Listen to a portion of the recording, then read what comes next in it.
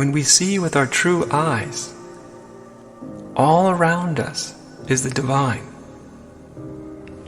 To embrace both spirit and matter, to embrace both faces of what we really and truly are. Because really, we're something and we're nothing, and we're far beyond either. And when your consciousness is rooted in that ultimate mystery, in that dazzling dark, in the ultimate Godhead, then you're no longer confined to heaven or hell. You no longer are limited to being spirit or matter. In fact, you finally don't see any difference between the two. When we see with our true eyes, all around us is the divine. We were chasing for happiness, the end of sorrow, peace, freedom, God, enlightenment. And when we finally come to the deepest vision of reality, what we realize is we never had to go anywhere. That wherever we are, we look out the window. There's a tree, there's a garbage can, there's the grass, there's a flower, there's a human being. And all of that is actually the face of God. Look in the mirror, that's what God looks like today. Look out the window, that's your true self. That's your true nature being manifest as this moment. Very few people really understand what true non-separation is. But this is the invitation that I'm giving you, that's always been given to us. Always we've been everything and nothing and far beyond them both. The heaven we've been looking for is the very place that we've been looking at. Of course, the mind will say, it can't be. What about all the pain and sorrow and suffering?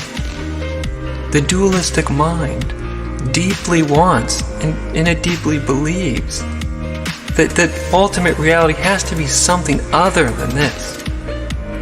But of course, if it's all one, then it's all one. And it includes everything. Suffering and despair and conflict, they're not necessities. Really what they are is the product of a state of confusion, of being identified with a very small piece of the mind. So it's not necessarily so that life here is destined to include suffering and strife and sorrow. But neither is life here made to be perfect and absolutely heavenly, because neither one of those are really the truth. What's real is beyond them both. And when we see that, when we realize that, all of a sudden, right where we are, right where we've always been, is the kingdom of heaven. Looking just like it looks. And we can make it into something beautiful by realizing that, or terrible by not realizing that. When we realize that right here and right now is the kingdom of heaven, then we begin to act and relate from a very different standpoint. And when we begin to realize that right here and right now is not the only place, that even when this whole world disappears, even when we get to that inevitable point of death, really nothing happens. Even death is an expression of our deepest nature. Birth, life, old age, and death are expressions of what we are. Our deepest nature neither comes nor goes, but it is all-inclusive, and it manifests as everything that's coming and going.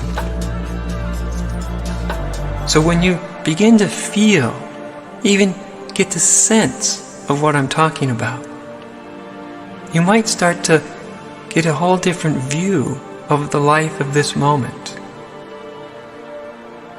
that you don't need to run away from something because there's really nowhere to go. Right here and right now is the only place there is. And when we can finally stop right here and right now, our consciousness opens. Our idea of ourself expands. It goes beyond our limited, small sense of ego and its great desire to control.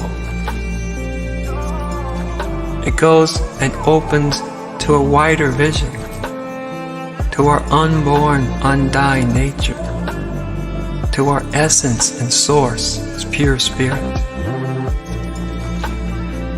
And even then, it opens more and goes beyond the greatest heaven we've ever experienced. It opens into the dazzling dark, into the greatest mystery of being, where the mind will always be bewildered.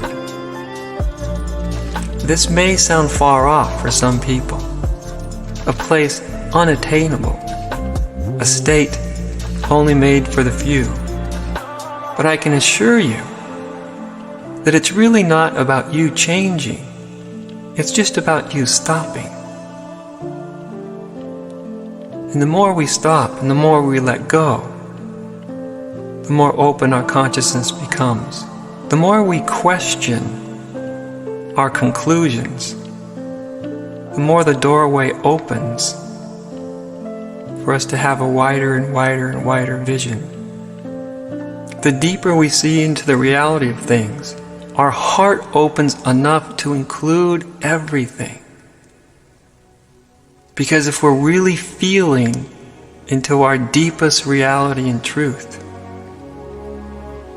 the heart isn't something that would want to simply escape from here and now, but the heart is already embracing here and now. It's big enough to be broken.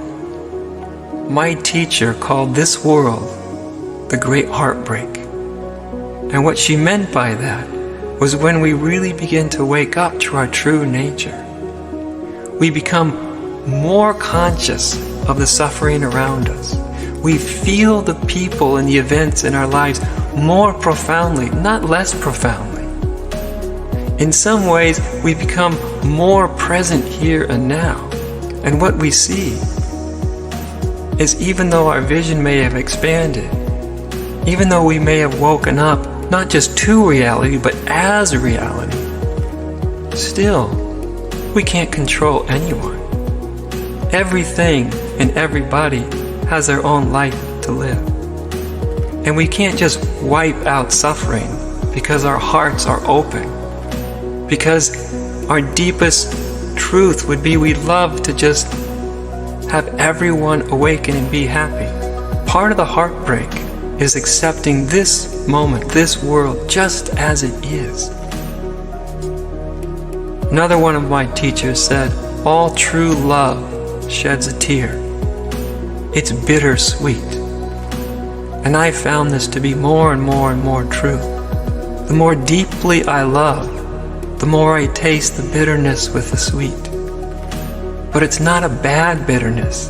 It's a bitterness that makes the sweetness even more sweet. Life is beautiful, not just because of beautiful mountaintop vistas and the pristine, clear environment of a high mountain lake. Life is also beautiful in each and every moment. There is nobility and a beauty, even when human beings are suffering. Our heart would not want them to suffer. It would want to save them. But the heartbreak is that we can't do that. But the quality of our love, the openness of our heart, does have a profound effect on the world and others in it. It just can't control it, neither does it want to. But don't ever think that your presence here, even your physical, material, individual presence, doesn't have a great impact on everybody around you, because it does. You can't ultimately control them, but you do have a great impact. And this is the gift we have to give to each other. This gift of oneness, of union, of a true open heart that comes when our mind opens as well. Yes, it will be heartbreaking. And when our heart breaks, it'll be asked to even open wider. So wide that there's nothing and nobody to hold on to the heartbreak. But the heartbreak also moves through the transparency of consciousness. If we're willing to open that wide, to where we're willing to not just transcend this world, but inhabit it, embody it as well, then we become the answer that we've always been looking for. Then you and I, we become the peace that all beings are seeking. The way to this peace may not always be easy. As I've said, when we begin to awaken, it may be disturbing. It's not always easy to see the illusions we've held on to. It's not always easy that some of the beliefs that we see through are things that we really wanted to believe were true. Sometimes it is disturbing to realize that we've been holding on to a pocket full of dreams. But ultimately, it's liberating, because illusion never brings peace, never brings happiness, even the illusions we might want to hold on to. When we're done being disturbed by our own illusions, then we start to become astonished that we aren't just our illusions, that we're something beyond all description. We're something vast and unexplainable, that we're not something that exists within heaven or even in the great mystery of being, but that we actually are the great mystery of being. One Zen master said, "The whole universe is my true personality." This is a very wonderful, wonderful saying. The whole universe is my true personality. If you want to see what you truly are, open the window, and everything you see, that's an expression of your inner reality. Can you embrace all that? Be bewildered by all that? This may sound strange to some. It may sound even like a fantasy to others. But really, all I'm giving is an invitation, an open hand, to come see for yourself.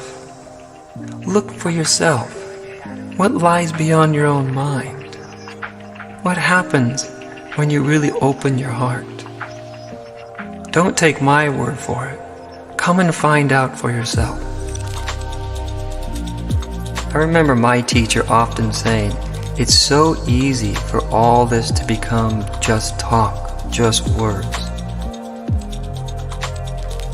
And yet words are important. And the way we communicate is also important. But we should never forget that all the words, and certainly all spiritual teachings, are, as they say in Zen, a finger pointing to the moon. And it's just not the moon we're moving toward, the happiness and peace and greater vision that we hope will come to us as a result of us engaging in a particular spiritual path or spiritual teaching. But the moon, the goal, is also present at the very beginning. My teacher used to also say, the Dharma is good in the beginning, the Dharma is good in the middle, and the Dharma is good in the end. And the Dharma means truth, the reality. That we have to start from a firm standpoint, which means the human heart, our deepest sincerity and integrity. This is what we have to bring to any spiritual teaching. In fact, to any teaching. The most important element is what we bring to it, how we encounter it, what's our state of mind. Are we truly open and available? Do we really want to transform? Do we really want to wake up, or just adapt our life of illusion? One of the most significant moments I ever had when I was with my teachers was at the very first retreat I went to. As I mentioned earlier, my main teacher had sent me up to this mountain temple to do a retreat with another Buddhist teacher that she had heard about. I went up to the 5-day retreat, and about the 3rd day, the teacher, whose name was Kwang, he told a story. And in that story, he recounted his time that he had spent in India just that summer. He told a story of standing in the middle of a dirt road in a little village in India. And he was watching some kids play at the side of the road. He noticed that there was one child with a deformed face, that he had only half a lip and his nose was crooked, and that the children were teasing him and that he was an outcast. And Kwang just watched this poor little boy, and he said, "You know, I just stood there and I didn't know what to do. And so I just started to sob." And tears came down his face. And even as he was recounting the story, sitting in this beautiful meditation position with his robes and beautiful Zen style, he was very open-heartedly weeping as he recounted this story. It was then that I really knew the quality of his heart and also his courage. Here was the greatest spiritual authority in Zen, openly sitting there and weeping, without contracting, without hiding his face, without shying away. He had been deeply, deeply touched by this little boy's pain, the way he was outcast. And he stood there on the road wondering, what can I do for him? Well, after a moment or two, he decided to walk over towards the boy. And they didn't speak the same language, so he just grabbed his hand. And they stood there in the middle of the street together, hand in hand. And then Kwang looked over and he noticed an ice cream shop. And he walked the boy over to the ice cream shop and reached into his pocket and gave the boy some coins. And he indicated that he wanted the boy to buy ice cream for all the other children as well as himself. When the little boy indicated to all the others that he would buy them ice cream, he immediately became the hero, the center of attention. Instantly, they enfolded him in happiness and acceptance.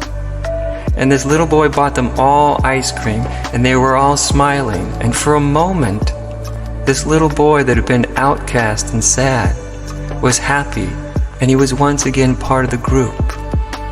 This was the only thing that Kwang could do at that moment. It was a small gesture, but what it was an example of the open heart and open mind. Even when he didn't know what to do, somehow, intuitively, because his mind was open, he just walked up and took the little boy's hand in his own. To me, this is an example of enlightened action. This is an example of the mind not being able to figure out how to respond, but the open and awakened heart taking the lead and somehow offering what was possible for him to offer at that moment. This kind of sincerity, this kind of openness and love is in some measure where we all need to begin. As that teacher used to say, the Dharma's good in the beginning, the middle, and the end. We have to start our relationship with any teaching with an open heart and an open mind, as open as we can possibly be, and realize that it's us, each of us individually, that bring to any moment in life the most valuable element there is, and that's our willingness to be open, our willingness to question, our willingness to care and be open and loving. As I often tell my students, The person you'll have the hardest time opening to and truly loving without reserve is yourself. Once you can do that, I tell them, you can love the whole universe unconditionally. But it all starts with you. And this set of teachings also starts with you. You're the most vital aspect to them. Where you listen from which point in your mind and your heart do you engage with these teachings. When you're open, when you're sincere, even the smallest thing can change your whole world, can change your whole perspective. And you can begin to step out of suffering, not only yours, but of the whole world's. I don't mean that in the sense that you'll escape from the world's suffering, but your mind will open enough, your consciousness will transform enough, and your heart will become big enough to where you can embrace the whole world just as it is, with all of its beauty and all of its sorrow. And somehow, through that process, you may become someone who has something revolutionary to offer this world. An open mind, an open heart, and an open consciousness. This is the invitation of these teachings. Take them in and do with them what you will. And never forget, you're the most important element of them. What you bring to them and how open you're willing to be will define how effective they can become for you. Grace is all around us if we only have the eyes to see it. When Kwang didn't know what to do, when he stopped in that moment of unknowing, that was the sacred moment. His willingness to be in a state of not knowing is what opened him to the activity of grace, to this spontaneous movement of the human heart. It's something we let go into. It's something we fall into, like when we fall into the arms of another, or when we put our head on the pillow to go to sleep. It's a willingness to relax, even in the midst of tension. It's a willingness to stop for just a moment, to breathe,